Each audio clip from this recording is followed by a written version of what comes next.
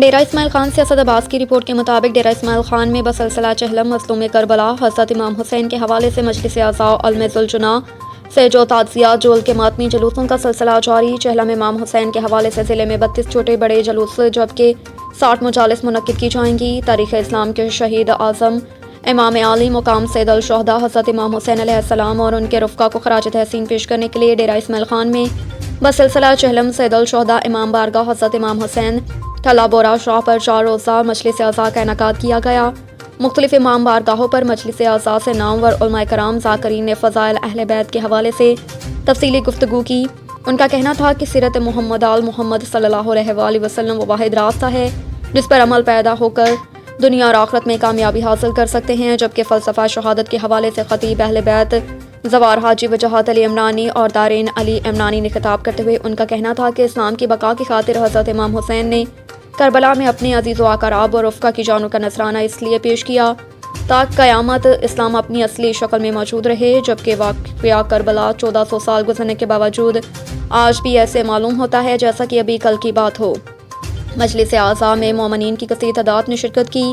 مجلس کے اختتام کے بعد نماز مغربین علم ذوالجناح تعزیہ کا ماتمی جلوس امام بارگاہ حضرت امام حسن تھلہ بورہ شاہ سے برآمد کیا گیا۔ 14 سفر مرکزی جلوس تعزیہ امام بارگاہ امام حسن تھلہ بورہ شاہ سے برآمد مختلف ماتمی نوحہ پارٹیاں جلوس میں شامل عزاداروں نے سینہ کوبی کرتے ہوئے امام عالی مقام کو پرسہ پیش کیا، جو اپنے مقرر راستوں سے ہوتا ہوا حسینیہ چوک کے امام بارگاہ حضرت عباس تھلہ فضل شاہ خمینی چوک سے ہوتا ہوا تھلہ یا شاہ پر اختتام پذیر ہو گیا۔ اس کے علاوہ ڈیرے کے مختلف امام بارگاہوں پر چہلم کے مجالس اعضاء اور سیج کے ماتمی جلوسوں کا سلسلہ بھی جاری ہے۔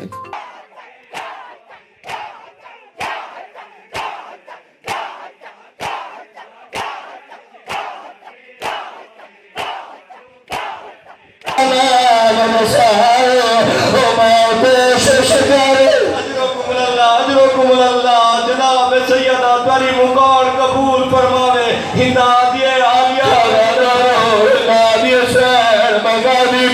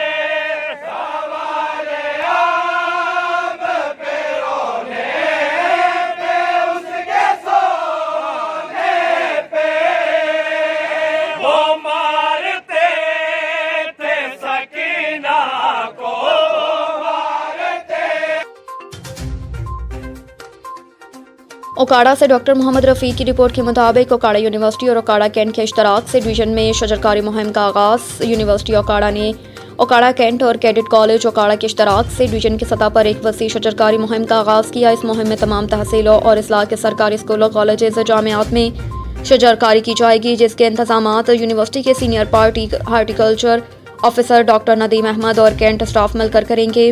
شجرکاری مہم کا آغاز ओकाड़ा यूनिवर्सिटी से हुआ। वाइस चांसलर प्रोफेसर वाजिद और कैप्टन नूर सईद आफरीदी ने मिलकर पौधे लगाए। इसके बाद रैना खुर्द के स्कूल्स और कॉलेजेस में पौधे लगाए गए।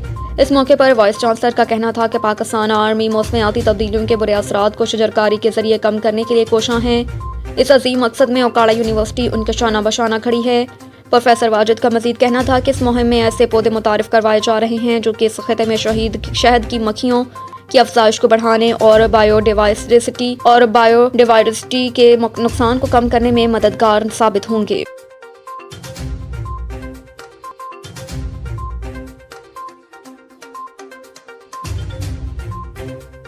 दीपालपुर में यौम दिफा के सिलसिले में तहसील भर के तलबा के माबैन तकरीरी मुकाबला जात मज़मून नवेसी आर्ट मिली नगमे ज़ेर इंतज़ाम प्रिंसिपल हाजी Chaudhary Ejaz Ahmad government model high school Dipalpur ज़ेर सरपरस्ती deputy district education officer elementary तहसील दीपालपुर इनेकाद पजीर हुआ, जिसमें तहसील भर के primary elementary school high schools के तलबा ने भरपूर शिरकत की। इस मौके पर हाजी चौधरी एजाज अहमद और deputy district education officer elementary तहसील दीपालपुर ने तलबा से खिताब करते हुए कहा कि पंजाब हुकूमत के विजन के मुताबिक तलबा में उनकी छुपी हुई सलाहियतों को उभारना है, उनमें जज्बा हुब्बुल वतनी एहसास पैदा कर होता है। उन्होंने यौम दिफा पाकिस्तान के शहीदों और गाजियों को ज़बरदस्त खराज तहसीन पेश किया। हमारी तीनों अफवाज बरी बहरी और पाक फ़िज़ाइया ने 6 सितंबर 1965 को हमारे असली दुश्मन भारत ने रात की तारीकी का फ़ायदा उठाते हुए हमारी पाक सरजमीन पर हमला कर दिया और उनके नापाक अज़ाइम थे कि वो काबिज़ होकर सुबह लाहौर में नाश्ता करेंगे।